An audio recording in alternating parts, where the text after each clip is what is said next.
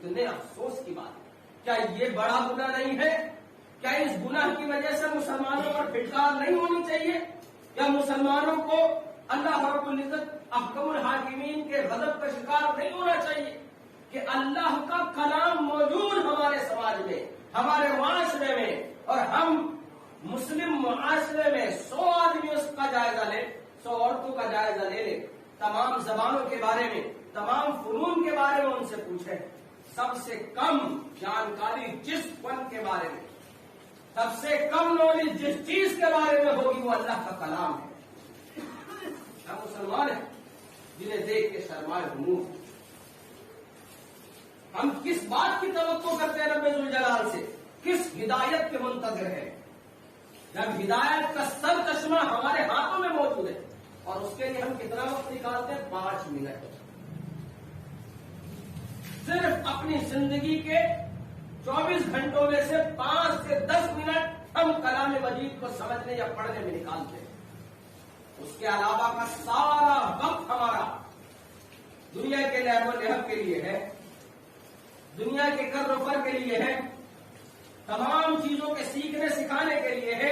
ہم 4 گھنٹے 10 گھنٹے لگا دیتے ہیں چیزوں کو سیکھنے کے لیے، اور پھر کہتے ہیں ہدایت نہیں آ رہی ہے، کوئی رہبر نہیں مل رہا ہمیں، ہمارے عمل کی اصلاح نہیں ہو رہی ہے.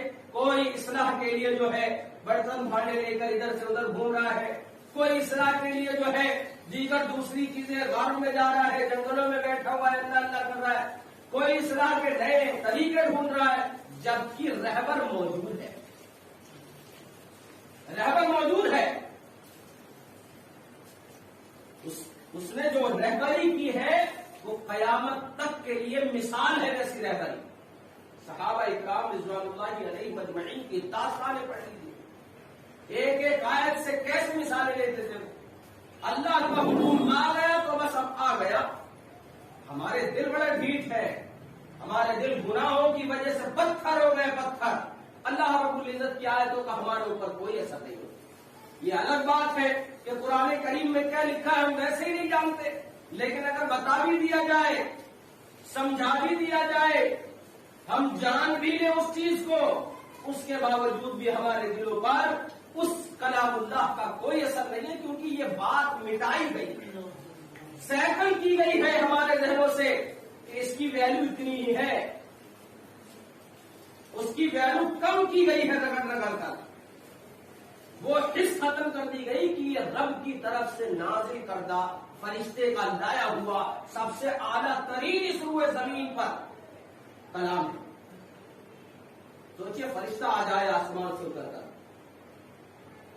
پہاڑ لرزنے لگ جائے، زمین شک ہو جائے، پھٹ جائے، سورج جوں کا تو رک جائے، ٹہر جائے، دنوں میں تارے نظر آنے لگے، سارے عجائب و غرائب پیش آ جائے، اور پھر ایک آیت کی آواز آئے. کیا مسلمان اسے چھوڑیں گے؟ یہی ہدایت والی چیز ہے. فرشتے نے آ کے بتلائی ہے، اللہ کہہ رہا ہے اسی میں کامیابی ہے، ہم سب اس کے پیچھے لگ جائیں گے. تو پھر ہمارے ایمان پر یہ دھول مٹی کیوں ہے؟ کیوں ہم اپنی پریشانیوں کا سدباب غاروں میں رہنے والوں کے پیچھے ڈھونڈ رہے ہیں؟ کیوں ہم اپنی پریشانیوں کا سدباب اپنے دماغ اور ذہنی انفشار میں ڈھونڈ رہے ہیں کہ کچھ کر گزروں، میں کیسے کروں کہ میں کامیاب ہو جاؤں؟ کامیابی کون سی جو ختم ہو جانے والی؟ کامیابی کے لیے انسان پوری زندگی چل رہا ہے. یہ جوان ہوا، یہ بوڑھا ہونے جا رہا ہے، یہ مرنے والا ہے، اب اسے احساس ہوتا ہے اب میں کامیاب ہوں. کیا حاصل کیا؟ وہ دنیا جو ہمیشگی والی ہے اس کا نقصان کیا. اس کو اتنی ہی اہمیت دی جائے جتنی کہ اس کی ضرورت ہے. قرآن میں بار بار اللہ کہہ رہے ہیں دنیا وما متاع الحیات الدنیا الا غرور. ہم نے دھوکے کا سامان بنایا ہے، یہ پھنسانے والی چیز ہے یہ دنیا. دیکھو اس کے بہکامے میں نہ آنا، بس گزر جاؤ، زندگی جی کر گزر جاؤ. ہمارے نبی محمد عربی صلی اللہ علیہ وسلم کیا کچھ نہیں حاصل کر سکتے تھے دنیا میں، بس گزر گئے جی کر. صحابہ اکرام کیا کچھ نہیں حاصل کر سکتے تھے، انسان تھے، بیوی بچوں والے تھے، ان کا بھی دل تھا، ان کا ذہن تھا، ان کی خواہشیں تھیں، یوں سونے چاندی کے انبار لگے ہوئے.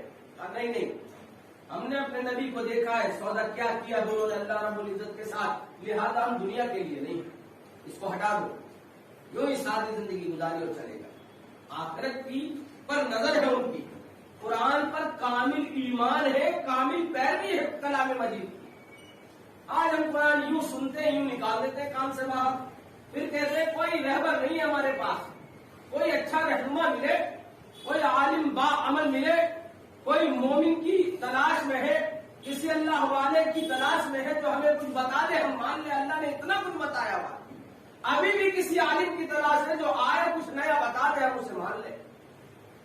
اللہ نے اتنا کچھ بتایا ہوا ہے، اتنا کچھ بتایا ہوا ہے تو آسان الفاظوں میں، جس کو عمل کرنے کے لیے کوئی پریشانی نہیں ہے، اپنی زندگی سے ان اچھی چیزوں کو اخذ کرنے کے لیے اور برائیوں سے رک جانے کے لیے کوئی پابندی نہیں.